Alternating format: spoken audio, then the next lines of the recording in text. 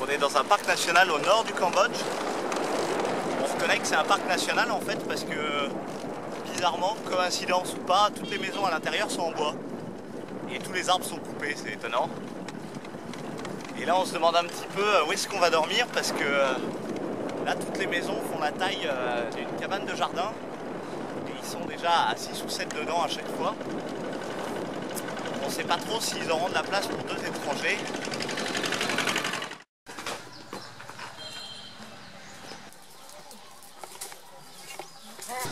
Ça va, Xav? Rendement. J'ai pas prévu qu'on traverse la Sibérie dans le Rohan, mais apparemment c'est un peu le cas. En fait, ils étaient un petit peu surpris. Ils nous ont demandé pourquoi on s'était pas douché. Ils voulaient qu'on aille se doucher ce matin. Sauf que la douche, en fait, elle est là, elle est juste derrière. C'est de l'eau glaciale. Et là, il fait peut-être 10 degrés.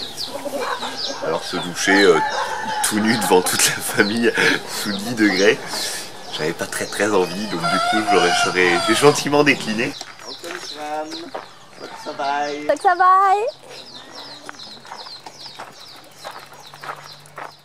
Voilà, donc là on assiste à un cours de géographie en direct, cours de géographie un peu triste sur la déforestation.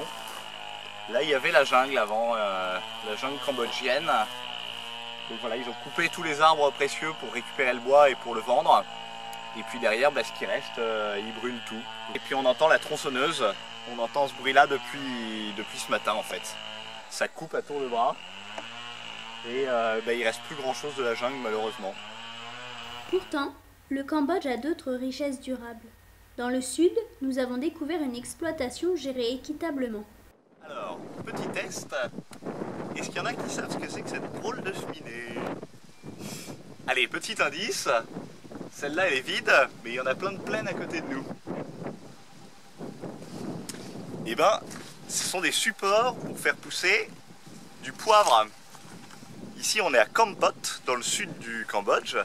Et c'est la ville du poivre, de Kampot. On en trouve un peu partout dans le monde. Et c'est là-dessus qu'on fait pousser une liane qui s'enroule autour du poteau et qui produit du poivre. Là, il y a plein de petits grains de poivre partout sur la liane. Donc quand on voit la taille de l'exploitation, on se dit que ça doit produire pas mal. Alors après, on peut présenter la différence aussi entre le poivre rouge, le poivre vert et le poivre noir. Alors en fait, c'est la même plante. Là, pour l'instant, on a du poivre vert. C'est qu'il n'est pas encore tout à fait mûr. Dans 2-3 mois, il sera mûr, il deviendra rouge. Donc, ce sera le poivre rouge. Et puis on peut aussi le faire sécher pour que ça donne du poivre noir.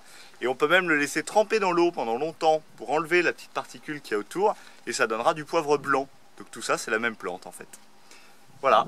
Et donc là c'est le poivre de Kampot. À ne pas confondre avec la compote de poivre qui n'est pas mangeable du tout. Là-dessus nous on vous laisse. On va aller déguster un petit crabe au poivre de Kampot. Et voilà, la spécialité de la région, du crabe au poivre de Kampot. On voit les petits grains de poivre là. Ça n'a pas l'air mauvais du tout. Non, par contre, comment on mange ça?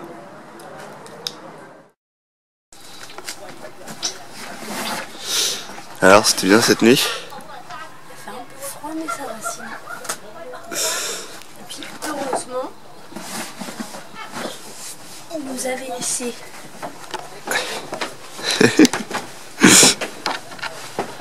un bout de grotte pour nous protéger. Et une machette en cas d'attaque. Il y a des ennemis, ils nous ont dit, vous pourrez toujours vous servir de ça. Moi je leur ai dit que je préférais me servir de la tronçonneuse qui était aussi laissée dans la petite maison. D'ailleurs on n'a pas trop compris avec qui elle était la maison. Mais en tout cas elle nous a bien servi pour cette nuit. Même si les murs, bon, laissent un peu à désirer. Donc là nos deux hôtes de la veille, Paul et Bou, on a passé une bonne soirée ensemble, on a bien rigolé. Et du coup ce matin ils nous proposent de nous montrer leur grotte secrète dans la montagne. Donc là on vient de faire 3 km, on est en pleine jungle et ils vont nous montrer la grotte secrète, si on a bien compris, qui apparemment est magnifique. T'es Tini? Ok. Caro, t'y vas? J'ai trop peur. Mais non, t'as pas peur. T'es une grande fille ou t'es pas une grande fille? Sinon, c'est pas facile.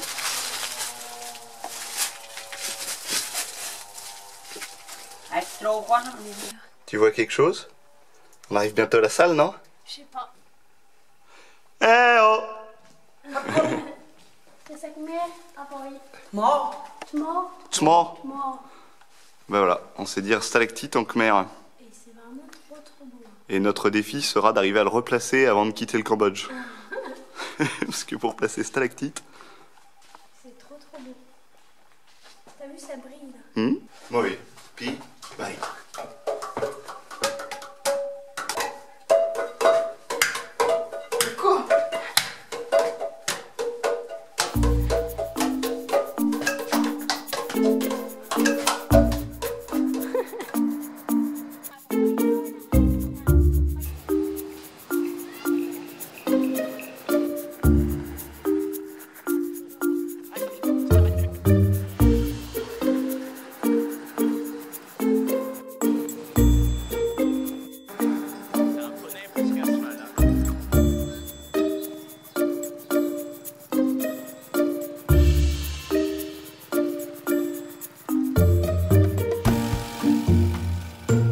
Ça, c'est du riz cochon. Du riz avec du cochon.